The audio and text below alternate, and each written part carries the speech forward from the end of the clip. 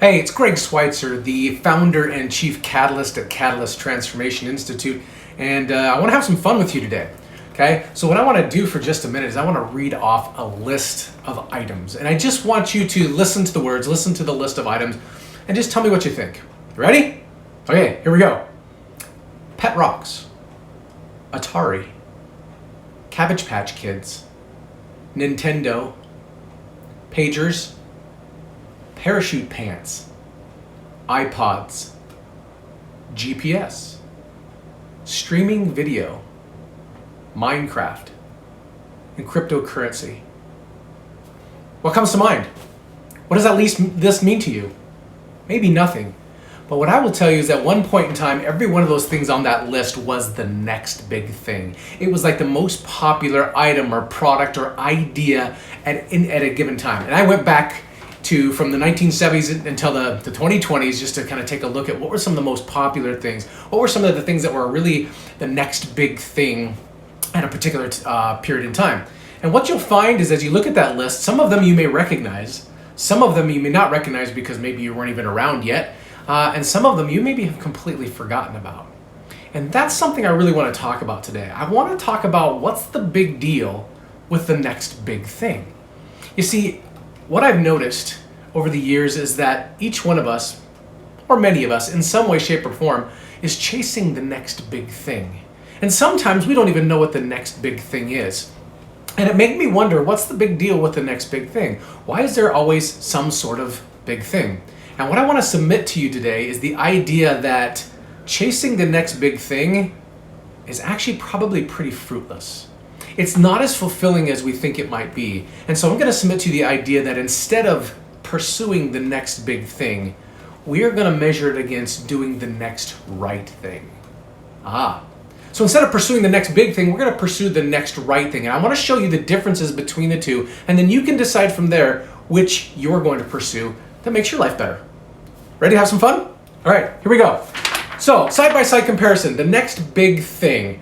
Now, if you look at the next big thing versus the next right thing, and the next big thing, what's required for the next big thing is what we call hope, right? This is a hope and a belief that this next thing is going to be it. It's the one that's going to make me rich. It's going to make me happy. It's going to give me the relationship of my dreams. It's going to make life better and perfect in some way, shape, or form, right? When we see this a lot in movies and we hear about it a lot in some of our favorite music that, Prince Charming comes and the next big thing happens and right? And we all have a hope for that.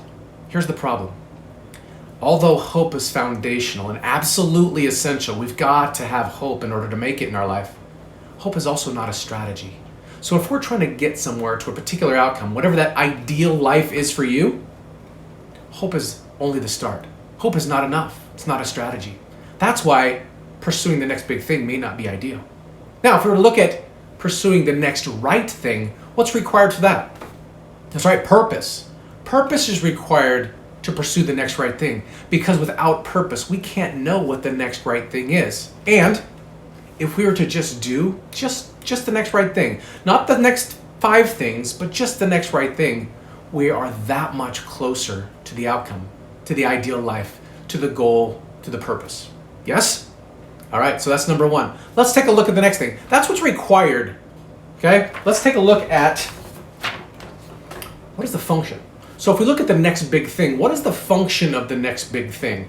Well, when we look at the function here, I got 3 different things here. One of them is a magic pill. Like we look at the next big thing as the magic pill. It's the secret sauce, right? It's the one miracle that I'm counting on. It's like buying a lottery ticket every single week, and on Wednesday night watching the Powerball run off their numbers on TV. I don't know if they're still doing that anymore, but or looking on your device to find out if you won the lottery, right? It's the next big thing, and its function is to have some sort of magic pill scenario for you, right? It's like putting all your eggs in one basket and hoping this comes through.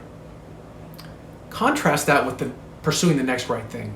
See, the next right thing, its function is to create focus, because if we have a purpose and we're headed in that direction, we need to have the focus, and understanding what the next right thing is gives us that focus, but it also gives us, what does it say? Direction. It gives us direction. You see, sometimes with the next big thing, we can run in 1,000 different directions, because one week it's pet rocks. The next week it's parachute pants. And by the way, I had a pair of parachute pants. I won't lie. I fell for the next big thing. Okay. And I also had a pair of MC Hammer pants, just in case you wanted to know. So just, you're welcome for that mental picture. All right. So the third thing here is clarity. When we're pursuing the next right thing, it gives us clarity of purpose, clarity of focus, clarity to know where we're at and where we're going. Am I convincing you yet? The next big thing may not be so great. Let's take a look at another avenue of this. What does the next big thing assume? Well, actually, the next big thing does assume that it's true. Like, it assumes that it's true that whatever this next big thing is, whether it's Minecraft or GPS or an iPod or whatever it might be, or some other idea, that it assumes that it's true, that it is the right next thing. It is the one glorious miracle that's going to happen and it's going to bring it to us. And that's an assumption that may be dangerous. And I want to tell you, my friend, that although we have great intentions when we pursue whatever the next big thing is, what I want to encourage you to do is to test your assumptions. Test your assumptions and see if it is true. How would you know if it was or if it wasn't?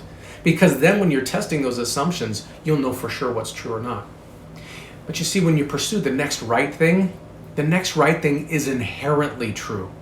You see, in order to get to a destination, the only way you're going to know if something is right is that if it's going to get you there. And so the next right thing is, just because it's right, it's inherent that it is true.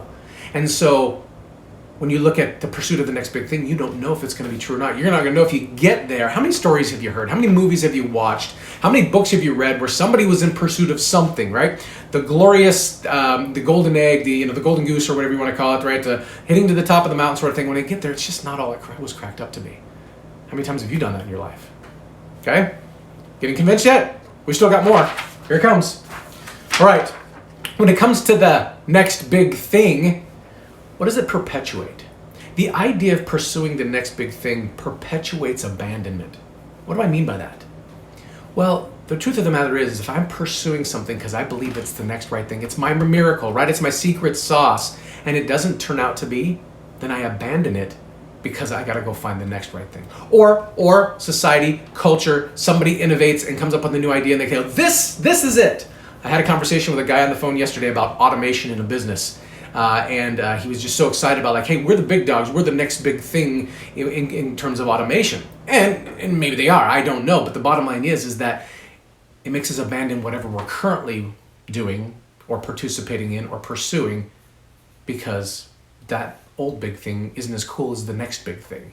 Or it's not going to get us there, or we lose hope in it. Interesting.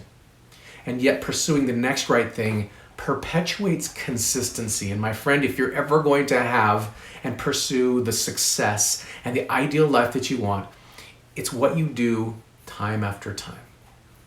Time on task over time. The consistency and the frequency of being involved in doing whatever the next right thing is what creates progress. And I know you can live with progress. Even if it's not quite to the destination, I know you can live with progress. You know how I know? Because I've been studying this for a while, and research has shown us that one of the things that creates greater fulfillment and happiness in a person's life is knowing that they're getting better, that they're getting closer to their next pursuit, if you will. And that's what doing the next right thing is all about. You ready for one more? Okay, here we go. I want to give you a defining quote for each of these, the next big thing and the next right thing. Okay, and this will kind of put a cap on everything we've been talking about here. So if you take a look at this, the next big thing, there's a quote here by one of my favorite authors, and his name is Matthew Kelly. And you should look him up because the guy's really, really smart. But one of the things that was a kind of a defining moment is when I started reading some of his works and it started helping me think a little bit different about life. And what he says here is that you can never have enough of what you don't really need. And my friend, whenever the next big thing comes around, I want you to ask yourself, is this something I really need, or am I getting caught up in the moment? Am I getting emotionally hijacked and caught up in the wave of like, hey, I got to dump money or time or effort or energy into this sort of thing? Because the truth is, we can never have enough of what we don't really need. So what do you need? What do you want? And pursue that. Because the defining quote for just do the next right thing is that the purpose of life is a life of purpose. And when you have purpose in your pursuits, and when you have purpose about what you're allowing yourself to engage in, then just doing the next right thing gets you there, gets you closer, and so on. I hope this is making things a little bit more clear for you. making life a little bit easier. And it's kind of fun to talk about old trends and fun things. And, I can go back and look at this list that I just read off to you and have some fun remembering, right? Having some good memories and reminiscing a little bit. And at the same time, what are you going to do now? What are you going to do now when the next big thing arises? How are you going to handle it when other people, everybody's talking about it? Listen, the bottom line is that I'm in your corner, and you know that I love you. So enjoy this and be great. It's what you're made for. Talk soon.